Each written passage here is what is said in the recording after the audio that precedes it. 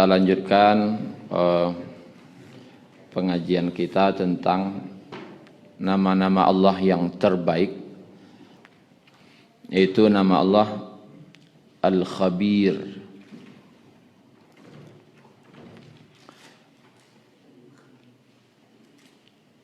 Sebenarnya kata-kata Al-Khabir itu mirip dengan Al-Alim. Artinya yang maha mengetahui. Artinya sama. Tapi kalau di terjemahan, kadang kita menemukan Al-Khabir itu diartikan dengan maha mengetahui. Tapi kalau sudah bertemu dengan Alimun Khabir, payah orang Indonesia menerjemahkan. Tapi kalau khabirnya berdiri sendiri, dibuat orang maha mengetahui. Tapi kalau sudah dirangkai oleh Allah, innallaha alimun khabir, di situ sesungguhnya Allah maha mengetahui lagi maha mengenal. Sebenarnya kurang pas, tapi tidak ada lagi bahasa untuk menerjemahkannya. Kata khabir itu menunjukkan maha mengetahuinya Allah. Cuma maha mengetahuinya Allah ini bedanya dengan Al-Alim. Al-Alim itu adalah Allah yang maha mengetahui yang dulu, sekarang dan akan datang. Itu Al-Alim. Dulu, sekarang, akan datang, Allah tu maha tahu. Alim. Dan bagi Allah tidak ada bedanya dulu, sekarang dan akan datang. Dan jangan kita menganggap bagi Allah itu beda. Tidak, sama saja. Mau dulu, mau sekarang, mau akan datang, pengetahuan Allah itu sama. Dia yang gaib masalah itu. Kalau khabir, pengetahuan yang terperinci. Ini untuk menolak ada image, kadang seseorang itu tahu yang umum jalih di nyosadanya, tapi ketika diminta merincinya tidak bisa lah. Jawab nan tahu nan nampak saja, nan jalih saja. Kalau rinciannya, tanyalah kasihan rinciannya butuh orang lain, atau seperti pimpinan sebuah perusahaannya tahu para pitih masuk, para pitih keluarnya. Barinciannya, tanyalah kebenaran. Hanya tidak tahu dah. Allah tu maha tahu yang umum, yang besar-besar, garis-garis besar Allah tahu. Tapi yang kecil-kecil sampai detail-detail pun Allah tahu. Alimun khabir. Jadi kalau kali terjemahan arti khabir itu kira-kira.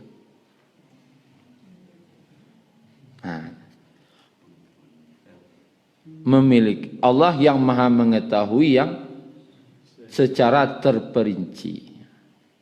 Cuma kan panjang bana. Bahasa satu katanya apa? Tidak ada. Makanya susah bagi bahasa Indonesia untuk menerjemahkan khabir kalaulah disanding dengan alim. Tapi intinya adalah Allah maha mengetahui yang detil-detil. Kalau alim, maha mengetahui yang besar-besar. Garis-garis besarnya Allah tahu. Kalau minta detailnya, jadi Allah tahu jo yang maha yang detail-detail. Sampai sekecil-kecilnya Allah tahu. Detail. Lalu apa ibu yang dirahmati Allah? Khabir ini juga ada arti di sampingnya itu kelemah lembutan. Seperti latif, artinya lemah lembut. Tapi khabir ini pengetahuan Allah maha tahu, tapi tetap didasari dengan kelemah lembutan. Tapi nanti kita lihat ayatnya, bagaimana maksud dari Allah tahu yang detail, tapi tetap lemah lembut. Dan biasanya khabir digunakan kalau sudah digandeng dengan alimun khabir, atau kata khabir itu sendiri itu Allah Subhanahu wa taala gunakan biasanya untuk pengetahuan yang sulit manusia menjangkaunya atau mustahil dijangkau manusia. Tetapi Allah bisa tahu pengetahuan yang susah manusia tahu atau yang mustahil manusia tahu. Digunakan kata khabir. Contoh kita buka kata khabir itu dalam surat Luqman ayat 34. Sekedar tambahan, khabir ini dalam Al-Quran terulang sebanyak 45 kali. Ini sangat banyak. Menunjukkan bahwasanya memang Allah itu benar-benar tahu yang terperinci itu. Maha tahu. Ayat 34 halaman 414. A'udzu billahi minasyaitonir rajim. Surat Luqman. Innallah, sesungguhnya Allah, indahu ilmus sa'ah. Di sisinya lah ilmu tentang hari kiamat. Wa yunazzilul ghais, dan menurunkan hujan. Wa ya'lamu ma fil arham, dan mengetahui apa yang ada di rahim. Wa ma tadri nafsum madza taksibu ghada, tidak ada satu orang pun tahu apa yang akan dikerjakannya besok. Wa ma tadri nafsum bi ayyi ardin tamut, tidak ada satupun yang jiwa yang tahu di bumi mana dia akan meninggal dunia. Innallah, sesungguhnya Allah, alimun, maha mengetahui, khabir, dan maha mengetahui terperinci. Tadi disebutkan bahwasanya khabir itu adalah pengetahuan Allah yang susah atau bahkan mustahil manusia mengetahui. Kita lihat, innallaha indahu ilmus sa'ah, di sisi Allah ilmu tentang hari kiamat.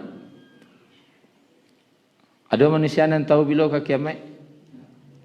Tidak ada. Nan majana-janan tuah lagi akan terjadi, kata peramal ini. Nabi saya tidak tahu dah. Nabi saja tidak tahu. Berarti ini mustahil tidak diketahui manusia. Mustahil. Berarti Allah itu khabir, maha mengetahui yang itu mustahil diketahui manusia. Hanya Allah yang tahu. Kemudian wa yunazzilul ghais, dan Allah menurunkan hujan. Hujan itu apa ibu? Li tahu bara ayyan turun. Bara liter sadonya dah. Mungkin tak awak tahu kira-kira? Tidak. Atau bara titik nah. Kalau hujan labik murah metongnya suananya tu. Dia kadang-kadang. Tapi tahu ndak awak? Tetap ndak tahu. Tapi Allah tahu. Bara titik nan turun. Kan detail pengetahuan Allah waktu itu. Akhirnya payah metong tu ah. Ujarin naik, nyolalihnya. Bara banyak butirannya tu. Allah tahu. Sampai tahu bara titik. Dan Allah bukan sekedar tahu baranan turun. Allah tahu di mana jatuhnya. Di mana jatuh ia tu, nan satitik itu di mana jatuh. Tahu Allah. Kama painya, tahu Allah. Siapa kama minun nanti, tahu je Allah. Nan balik kalawi ada je ya kalai, Allah tahu je. Artinya sangat terperinci. Kalau disuruh manusia mengarajan itu, mungkin langkik tangannya. Metong hujan. Anak dana siap. Departemenan buat kementerian apa lah kali buat untuk menghitung hujan. Mungkin tak ada nan siap. Dia dapat apa ni siap. Ya kok amuah na ndak jo bisa rasanya ni. Ndak kau bisa. Perkiraan boleh, perkiraan. Tapi kalau menghitung detail terperinci, ndak akan bisa. Berarti tiap hujan. bara 1 liter nan turun tu kama painyo ndak bisa tahu. Bara nan diminum orang, bara nan diminum hewan, bara yang diambil oleh tumbuhan, ndak tahu detail itu. Bara nan balik ke laut, bara nan tersimpan di bumi dalam sumur, bara yang jadi sumur bor, ndak tahu ada. Sangat detail. Artinya sesuatu yang mustahil manusia tahu. Dan wa ya'lamu ma fil arham. Dan Allah tu mengetahui apa yang ada dalam rahim. Orang dulu mengecekan Allah tahu yang dalam rahim.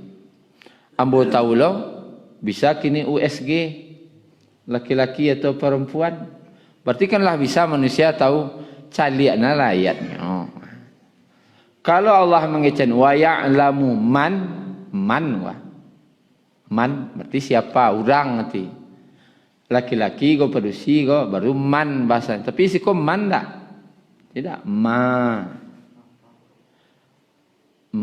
berarti apa-apa. Maksud apa-apa barau muanya. Siapa tahu tu? Sesudahnya lahir nanti barau muanya meninggal. Siapa tahu? Allah tahu. Nya dalam pari baru piara Allah lah tahu. Bilanya kau meninggal. Siapa pula yang akan menjadi jodohnya? Tahu lah Allah. Awak sekini orang gaib kan? Jawab tu hari anak tu tahu siapa jodoh anak tu? Tak mungkin awak tahu yang mode-mode itu. Kemudian bara rasakinya. Tak je tahu ada. Rasaki anak aku tak tahu ada. Anak pertama lu payah ni kecil orang. Kalau kau tambah nak, kau tambah payah, rupanya indah ada. Tambah anak kedua, tambah lo rasaki sudah. Dan itu terbukti bertambah anak, bertambah rasaki. Kalau tidak percaya, tanya Pak Junet. Lah salah pana anak dia kini. Jangan takut lo beranak sana. Idui dia sehat dia. Allah Maha tahu detail. Nang kamagi rasaki itu sia Allah. Dan Allah tahu anakku dalam bayi, dalam kandungan baru dalam rahim, ma fil arham dalam rahim. Lah tahu Allah bara rasakinya. Bara jatah rasakinya. Kemudian Allah tahu lo bara umuannya. Detail. Sia jodohnya. Dan yang lain-lain. Tu banyak tu. Apa-apa. Apa saja Allah tahu. Walaupun dalam kandungan. Kini awak nan tahu laki-laki produksi longih. Tu sen tahunya. Lah banggal bau USG. Segitu tahu barunya.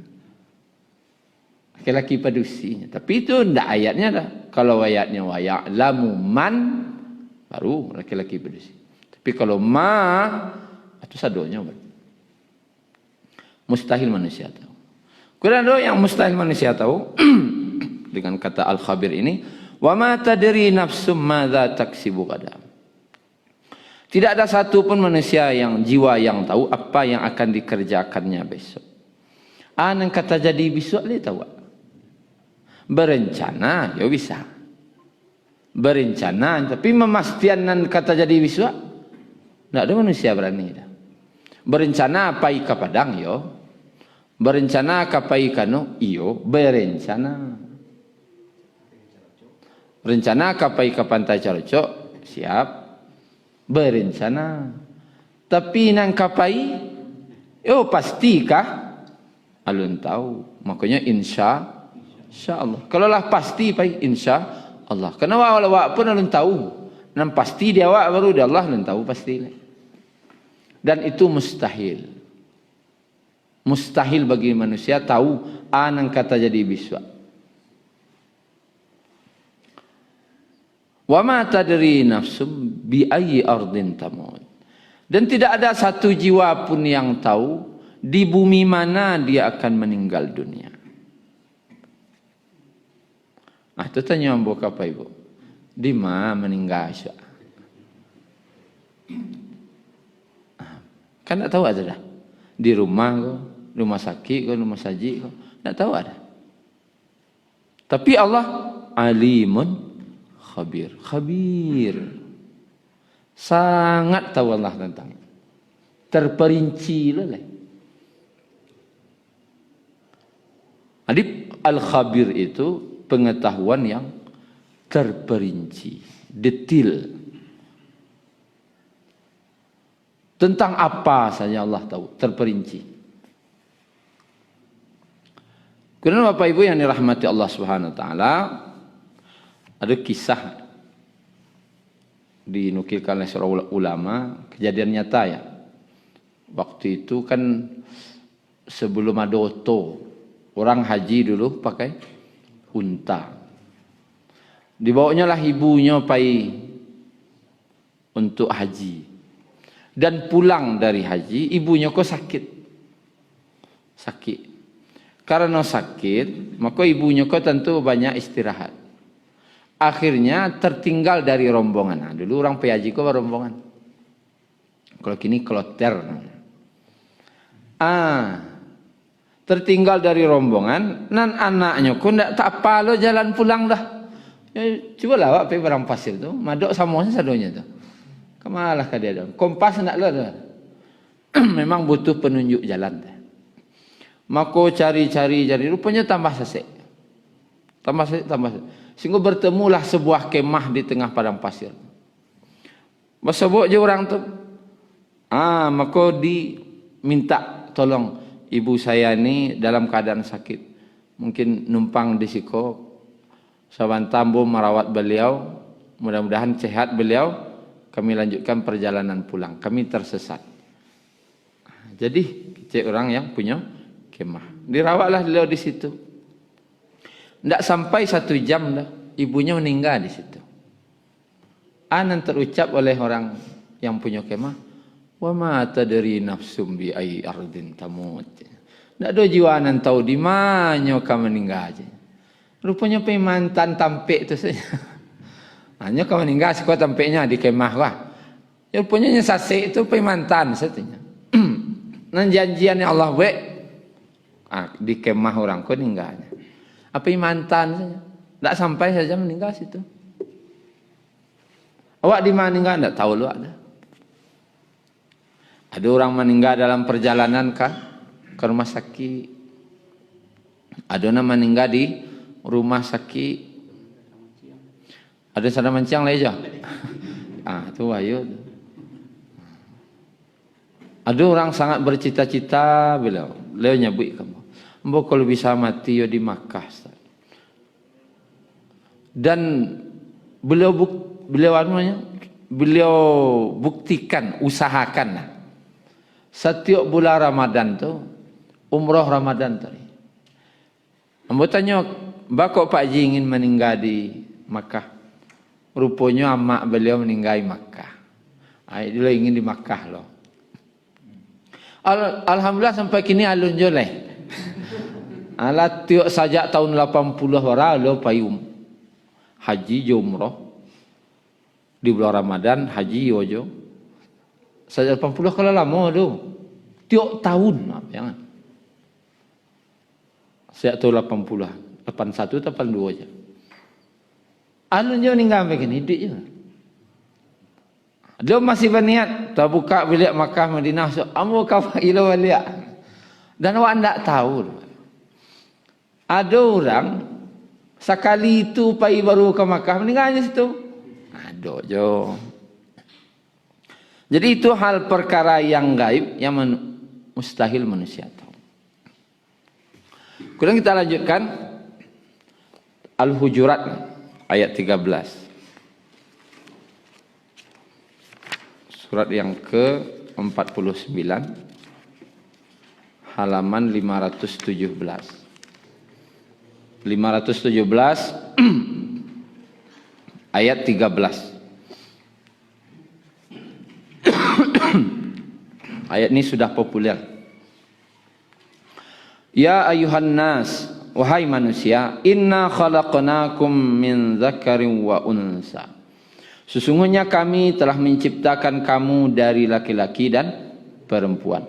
Wa ja'alnakum syu'uban wa qabaila lita'arafu. Kemudian kami jadikan kamu berbangsa-bangsa dan bersuku-suku agar kamu saling mengenal. Inna akramakum indallahi atqakum. Sesungguhnya orang yang paling mulia di sisi Allah adalah orang yang paling bertakwa di antara kamu.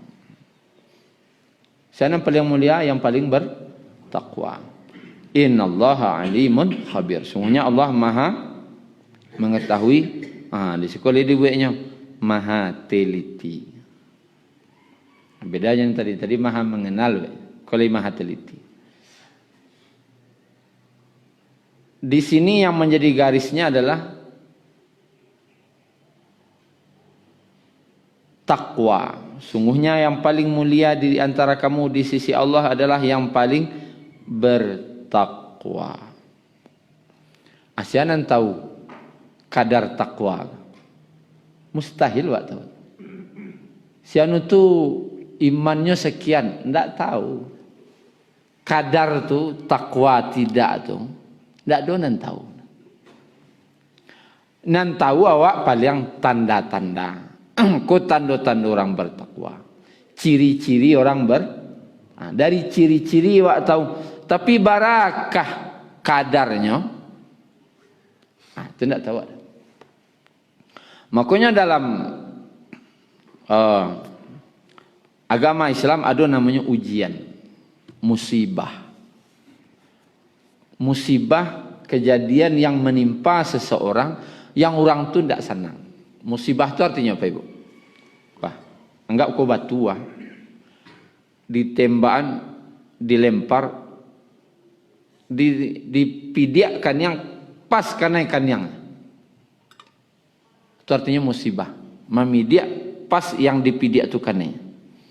Kalau kanai kan yang jawab itu barasanya senang atau tidak senang? Tidak senang. Maknanya musibah itu sesuatu yang menimpa yang kita tidak senang. Itu artinya musibah. Beda aja nikmat. Sesuatu yang menimpa awak dan awak senang, namanya nikmat. Tapi keduanya baik. Tidak buruk ke dah. Nikmat kau baik. Musibah kau baik. Cuma kalau nikmat galak awak nerimanya. Ni eloknya. Cuma kalau musibah agak kencang muncangnya. Tapi nya elok sawananya. Kayak minum ubek. Ubek ko ada nama ni. Ya murah meluluannya. Tapi tiba di ubek pahit. Tapi ubek juga. Nya tetap ubek. Kadang nampai kalau namang kuih. Awak tak tahu dah. Kadang Allah dia awak ko nikmat dan senang. Kadang Allah dia musibah. Nya baik aja tapi yang awak tak senang. Tapi kedua-duanya tu baik. Tujuannya Allah dia musibah kawak ujian. Tujuan. Kira Allah tahu tak bara kadar iman? Kan musibah tu untuk mau uji iman. Allah mau uji iman wak. Kira-kira tak tahu Allah bara iman wak sehingga para dulu diuji-uji. Allah tahu bara iman wak. Cuba kok diuji je. Karena dulu orang mengecek itu. Bakok sebarik kena ujian ya Allah. Nak taluk je ko lai doh. Allah magiah ujian tu bukannya Allah ingin tahu bara iman wa, Allah lah tahu. Cuma kata para ulama, ketika Allah mendatangkan ujian, Allah magiah tahu.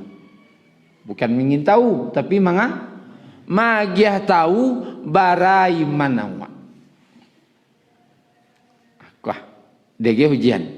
Pakai segitu baru imannya. Jangan kecil lah kuat. Itulah. Untuk magiah tahu awak bara iman awak. Awak pun tahu sudah tu, setelah dapat ujian awak gak musibah. Kan awak ngeceklah bertakwa. Rupanya pakai sadar awak ni, sekiko iman awak baru mah. Untuk magiah tahu awak sebenarnya. Agar awak jangan merasulah bertakwa. Dan tahu takwa itu siapa? Allah. Kemudian kita lihat lagi surat At-Tahrim ayat 1.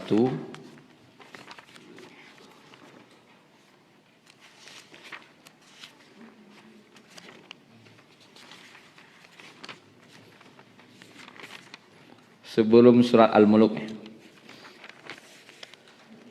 halaman 560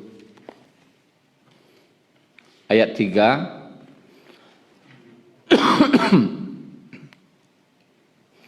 Wa idh asarran nabiyyu ila ba'di azwajihi haditha.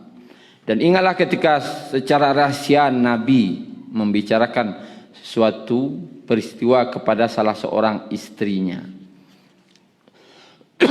Di sini tidak disebutkan siapa nama istri itu. Tapi dalam Quran ada dibuatnya. Tapi Allah tidak menyebutkan salah seorang istrinya. Allah tidak sebutkan siapa situ.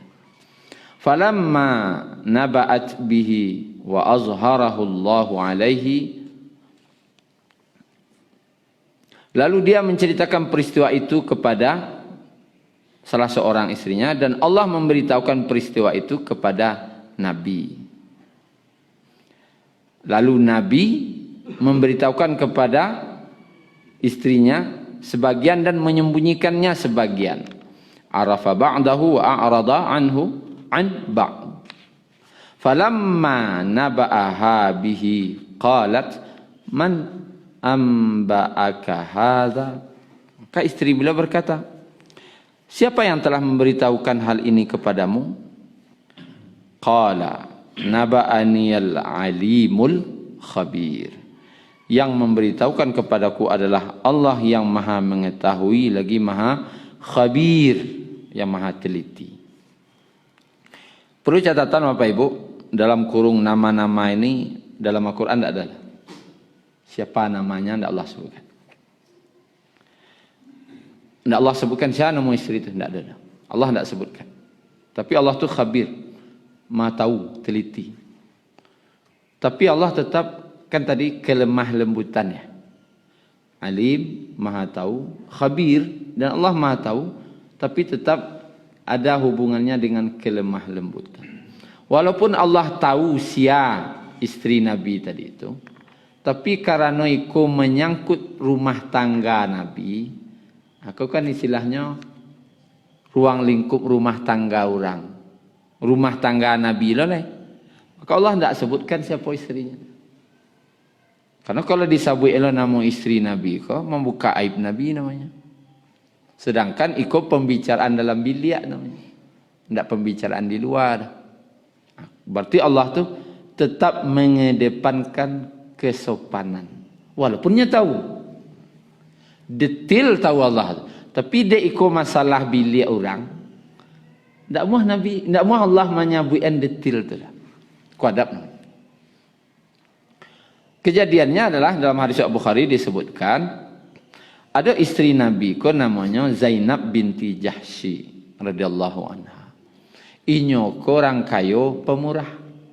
Orang kayo pemurah. Dan Nabi ko kalau sebelum singgah ke rumah, kan Nabi bergiliran hariko di siku, hariko di siku, hariko di siku. Sebelum ke rumah istri-istri ko, taruh dia minuman madu oleh Zainab ko. Yo orang pemurah namanya. Setiap Nabi ke pindah rumah, bagi aja madu. Ba minuman bagi minuman madu. Tiap ke pindah rumah karena lain bagi aja minuman madu. Walaupun tu bukan giliran si Zainab, istri Nabi, bagi aja. Rupanya ndak sadonya orang sanang doh. Orang 9 mengalu nama gagih doh. Lalu tujuannya magiah, itulah kira-kira kan. Tiba di gila mak, ya giah aja. Tujuannya tu, istilahnya kau persaingan. Kalau ingin tahu, yo bersaingnya, coba. Ada ndak persaingan tu? Coba lihat. Terbukti, yang dan yang cemburu itu memang istri Nabi yang umumnya masih muda. Ya biasalah, darah muda, nah. Tu cemburu ko agak lebih pada nan tua-tua. Isteri Nabi ada yang tua pindah ada nan cemburu dah. Dia geh minum madu oleh Zainab tadi. Isteri Nabi. Tapi nama muda ko agak tagak ranggahna. Maka istilahnya berdua dari istri Nabi itu tidak sebutkan namanya. Istilahnya tak ngerti mudah. Buat anunya konspirasi. Membuat konspirasi. Tujuan konspirasi ko agar jangan Nabi minum anan dia geh Zainab tadi. Baca rohnya Nabi ko jangan sampai minum itu je lah. Ko balabih lok sayang kasinan beko. Kan itu sebenarnya cemburunya. Ya biasalah manusia. Dan itu wajar. Wajar, bukan sesuatu yang salah. Konspirasinya di situ. Kalau tiba Nabi ke rumah engkau, beko kecian di. Lain lo bau naik. Apa minum tadi? Kecian busuk yo. Kalau Nabi ko paling pantang jenam busuknya tahu. Nabi ko kamapai harus pakai parfum harum-harum, kemusaji berharum-harum. Harum-harum tarikh Nabi. Dan kalau di kecian busuk tu paling pantang lo di Nabi kata. Tahu lo nya. Maka bayolahnya berdua. Tiba di giliran niko, nambaun busuk gua cakap. Dari mulut engkau. Pasti minum tadi kau. Dituduhlah dengan kata-kata, apakah kau tadi minum maghfur? Maghfur kau sejenis minuman madu. Tapi rasanya manis, baunya ndak lama. Lalu jawab Nabi, ndak, ambo minum madu biasa, ndak maghfur itu dah. Tapi lain lo baunya. Tiba di rumah naniko, iya jo, lain lo baunya. Lalu kata Nabi, kalau iyo made itu, kalau iyo busuk, belah, ambo ndak minum tu lain. Ndak mau, berhasil kah? Ndak kami minum dan dari dia Zainab tadi. Sedangkan tu madu biasanya. Maka turunlah ayat 1 je, cari ayat 1 tadi. Ya ayuhan nabi, lima tuharrimu ma ahallallahu lak. Hai Nabi, mengapa kamu mengharamkan apa yang dihalalkan Allah kepadamu? Tabtaghi marda ta'azwajik. Engkau ingin menyenangkan hati istri-istrimu? Tujuan Nabi untuk mengharamkan Allah halalkan itu untuk menyenangkan hati orang rumah saja. Artinya Nabi ku tidak boleh mengharamkan sesuatu kalau bukan karena Allah. Itu intinya. Tidak boleh kau halal, kau haram gara-gara orang, tidak boleh. Kau halal atau haram itu karena Allah. Ditegur dia Allah. Kok mengharamkan sesuatu karena untuk menyenangkan istri, hati istri, tidak boleh. Tidak boleh mengharamkan sesuatu untuk menyenangkan hati orang, tidak boleh. Kena tegur Nabi di situ. Terbukalah rasio ko, batanyalah istri beliau. Siapa dia tahu? Masalahnya dua tahu, dua orang nan tahunya, tidak ada lain tahu dah. Apa kau tahu engkau? Nan siapa dia tahu? Dan magih tahu Allah yang Maha Alim dan Maha Khabir. Dan para sahabat perlu Bapak Ibu tahu, tidak ada satu pun sahabat nan tahu siapa nama istri Nabi itu. Tak tahu dah. Walaupun ayatku apa di sahabat, siapa istrinya? Tak pernah sahabat nanya. Siapa ya Rasulullah? Istrinya tak ada orang nanya dah. Istri kau nan ma dalam ayat kau go. Tak ada sahabat berani nanya ke Nabi. Masalahnya kau masalah bilik Nabi. Kau rasio keluarga orang mengalir tanya-tanya. Beradab tak Allah magih tahu. Tak ada. Tentu kalau dia agih tahu Allah namanya, tentu buruk nama istri Nabi kau sudah. Oh, kau nama konspirasi hutangnya Nabi itu kecil. Walaupun batu, tapi Allah tetap tutup. Walaupun batu, tapi tetap ditutup. Dan sahabat tidak satu pun yang berani bertanya. Ya Rasulullah, kau ada ayat kau nama istrinya dah, tidak ada berani. Sampai Khalifah Abu Bakar 2,5 tahun memerintah, tidak ada je sahabat yang berani bertanya. Baru bertanya siapa Abdullah bin Abbas ketika zaman Khalifah Umar bin Khattab. Berapa lamunya tu? Berapa lamunya tu? Bertanya lah waktu itu Umar bin Khattab kau sedang bau luak. Mamanci lo bacari lo hari bilaunya Umar kau sedang tagak surang sedang mau luak sedang tagak surang didekati dek Ibnu Abbas. Babi siap lo nya bertanya. Deknya kan ulama tafsir, ahli tafsir para sahabat. Abdullah bin Abbas. Ulama tafsir. Wahai Umar, aku ingin bertanya sesuatu yang rahasia kepadamu. Aduh. Dan dalam surat At-Tahrim itu, siapa istri Nabi itu? Berang langsung. Nama tanyuan. Wapo setanyuan. Masalahnya anaknya masuk cik. Itu berangnya. Anak Umar kau masuk cik. Baru dia gih tahu Umar. Sianu je sianu. Amu magih tahu kau bukan untuk membuka aib. Tapi karena takut. Ikut kan firman Allah. Jangan sampai istilahnya tersembunyi sebuah ilmu. Kalau ingin tahu je. Artinya ngecek sama dua. Babi siap. Kalau kau bertanya apa ibu? Siapa ada ustaz? Ngecek berdua ustaz kau. Kalau kau paralu, kalau tak paralu tak usah tanya. Tapi kalau paralu mana kau jadi ulama tafsir rencana sudah kau enten Kamu rencana jadi ulama tafsir tak? Kamu paralu tahu tu. Kalau kau jadi ulama tafsir tanyalah kau. Sedang duduk berdua kau. Bila sampai kau. Mungkin itu saja Bapak Ibu. Terlebih dan terkurang mohon maaf. Subhanakallahumma rabbana bihamdika asyhadu an la ilaha illa anta astaghfiruka wa atubu ilaik. Assalamualaikum warahmatullahi wabarakatuh. Syukran ya Rabbi syukran. Hadaita qalbi syukran.